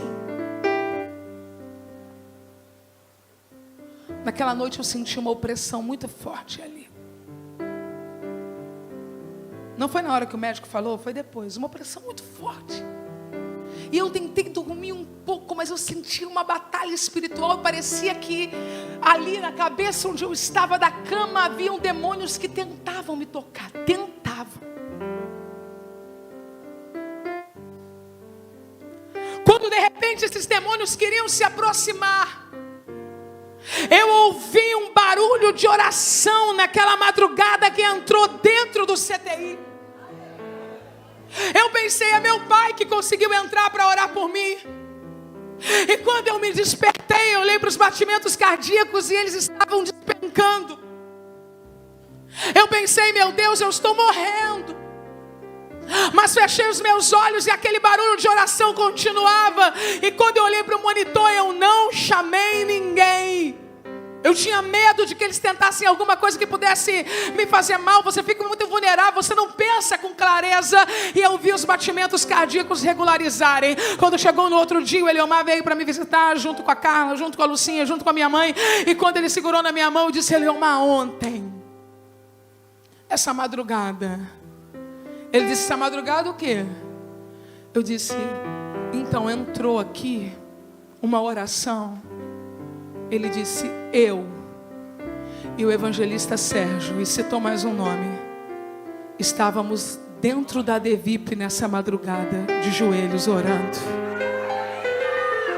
Rabacanda, chorebaia, bequianda, súria.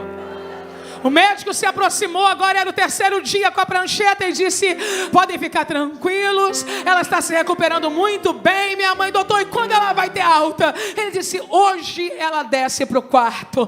Quem me colocou do CTI para o quarto não foi tão somente a competência médica, porque a competência médica perdeu uma paciente de 30 anos. A competência médica sozinha perdeu a pessoa que foi internada no mesmo dia que eu e com a mesma doença que eu, não resistiu, mas a mão do grande entrou dentro daquela UTI e me tirou de lá.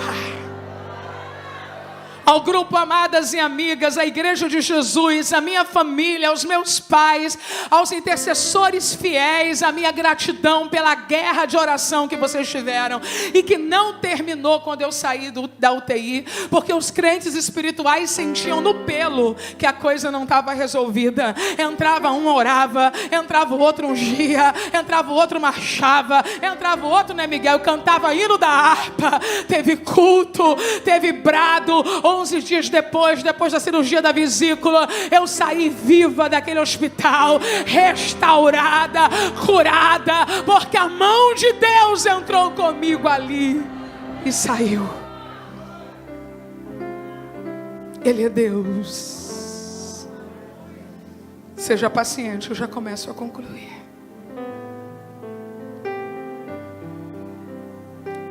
Eu não posso desistir. Tem muitas pessoas olhando para mim.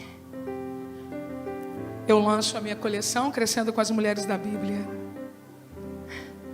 2019. Não tenho mais problemas com elevadores, nem com os panorâmicos. Durmo tranquilamente. Me tornei mais feliz. Acho que dá para perceber, né? Mais compreensiva, mais humana. Meu sorriso está espontâneo. Eu perdi a timidez com os pequenos grupos. Eu continuo escrevendo novos livros, sonhando com novos projetos. 15 de março eu estou numa viagem, meu celular toca e eu recebo o convite da diretoria dos Gideões Missionários da Última Hora para pregar neste ano de 2019.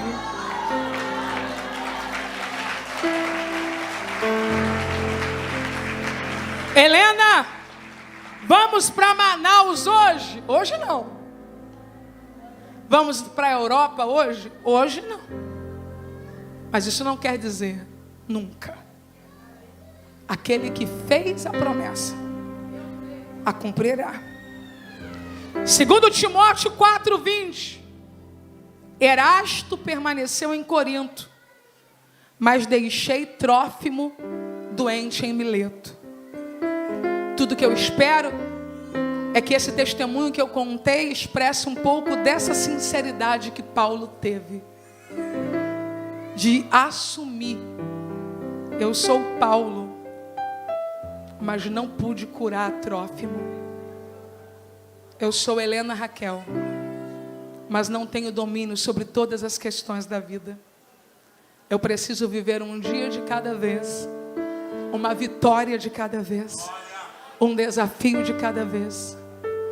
E se Deus quer que esse testemunho seja visto pelo Brasil e pelo mundo, eu estou aqui para cumprir essa tarefa, de dizer para pessoas que estão desistindo por pouco, que ainda que tenha um muro na sua frente, faça como José, jogue os seus ramos por cima do muro. A quem eu não puder ir, enquanto eu não puder ir, Deus trará a mim, ou fará a minha voz chegar lá. Por que esse testemunho, Helena? Para dizer algumas coisas. Enquanto Ele não faz por você, Ele faz através de você. Enquanto Ele não faz o que você quer, Ele faz o que você necessita. Enquanto Ele não faz por você, Ele está fazendo dentro de você.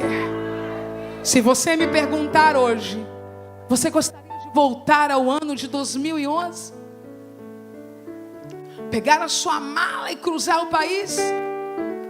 Eu diria a você, se fosse para continuar sendo a mesma pessoa que eu fui. Não. Eu prefiro essa versão.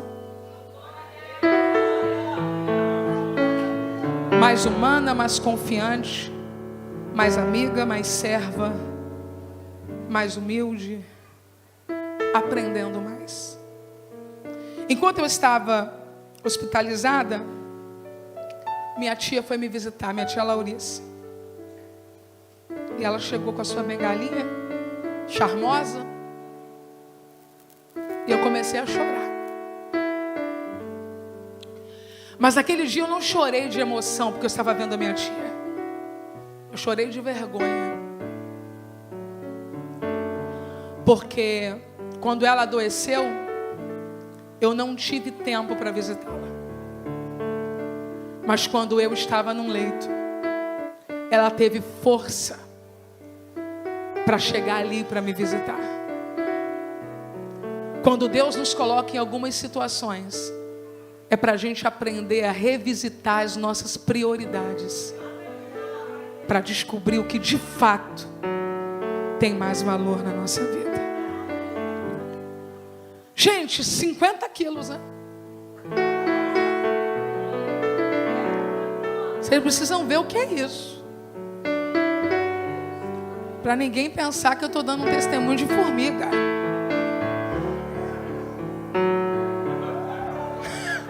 O pessoal falou, mas o John, eu falei, para todo mundo saber como é que é pesado. Cadê o resto, gente? Junta aí. Tá fácil de carregar? Tudo isso estava nas minhas pernas, nos meus ombros, no meu corpo. E estava muito difícil de carregar. Mas hoje vai para a comunidade terapêutica, presidida pelo pastor Marcos e pela... Deus abençoe.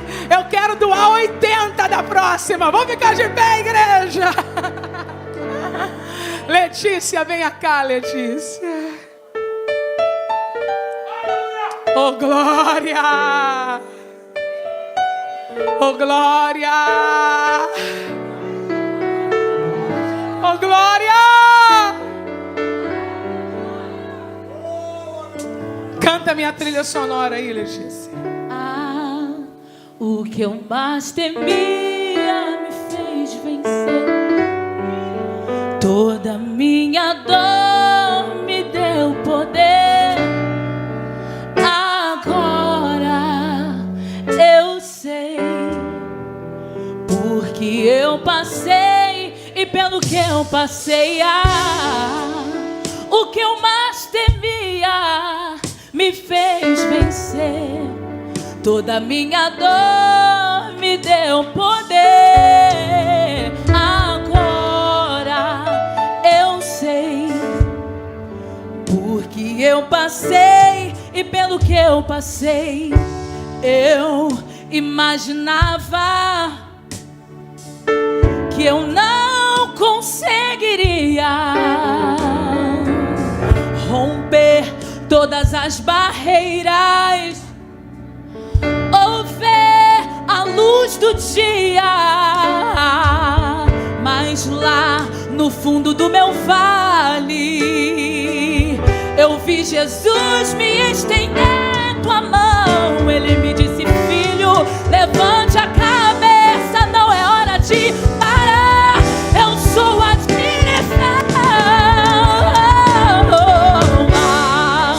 O que eu mais temia me fez vencer. Toda minha dor me deu poder. Agora eu sei, porque eu passei e pelo que eu passei.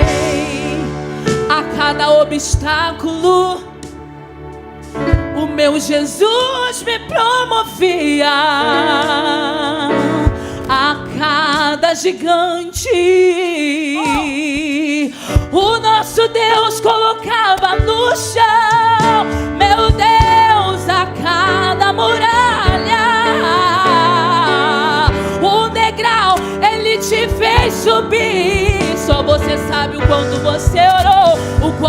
chorou, o quanto lutou, mas olha quem Deus colocou aqui. O que eu mais temia me fez vencer. Toda minha dor me deu poder. Agora eu sei.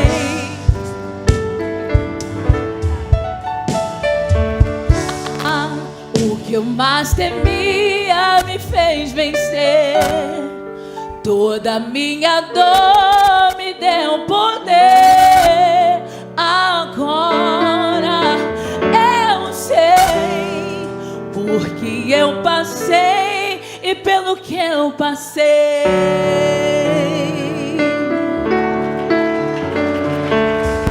Coloque a mão sobre o seu coração agora.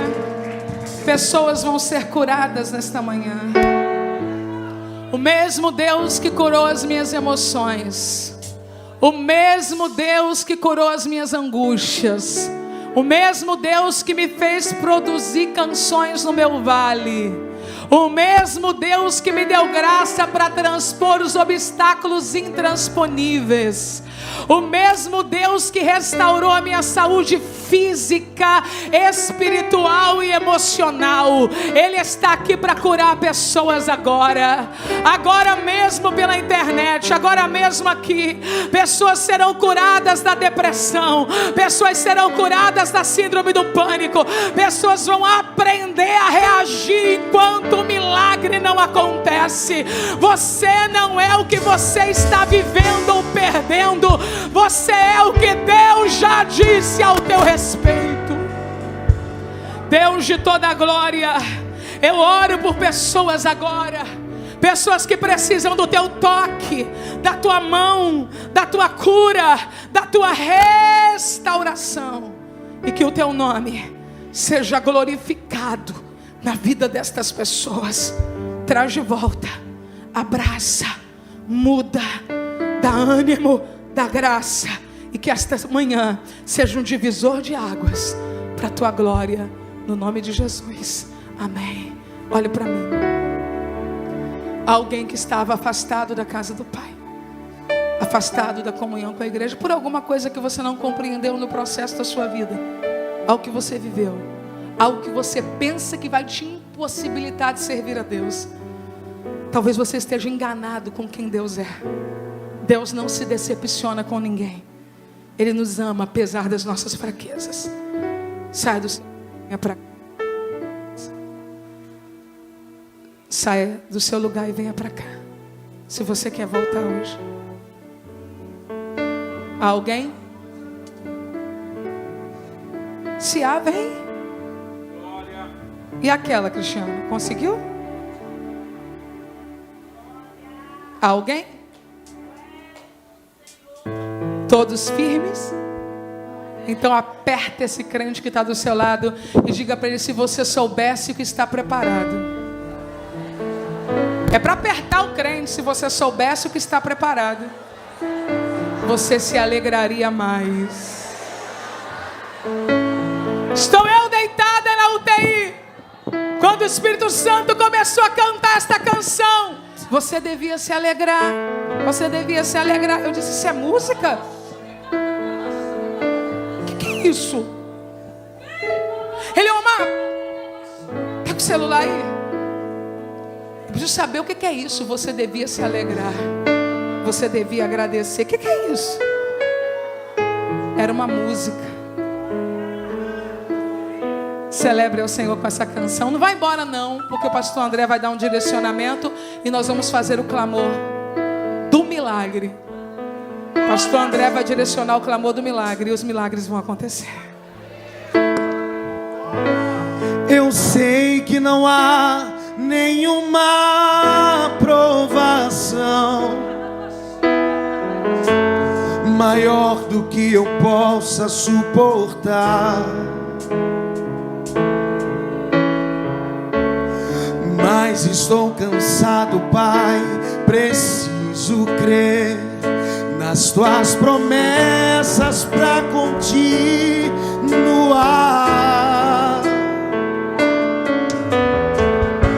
Eu sei livrastes das acusações, mas estou cansado de chorar. Espírito Santo, vem me renovar. Só tua presença pra me alegrar.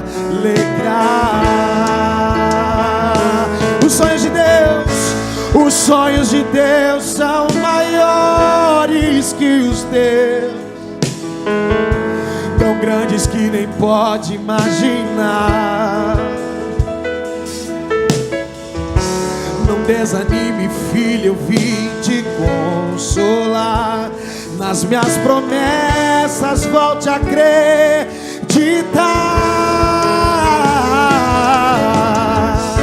Os sonhos de Deus são maiores que os teus, por isso vale a pena acreditar. O dia está chegando, eu vou te renovar. Na minha presença tu vais prosperar. Você pode levantar a mão, vou pular porque você devia se alegrar. Cante! Você devia se alegrar. Você devia se alegrar. Você devia se alegrar. Você devia agradecer. Você devia agradecer.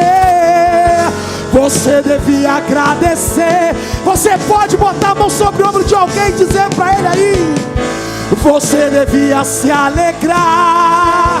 Você devia se alegrar. Você devia se alegrar. Você devia agradecer. Você devia agradecer. Você devia agradecer. Os sonhos de Deus são maiores que os meus. Cante.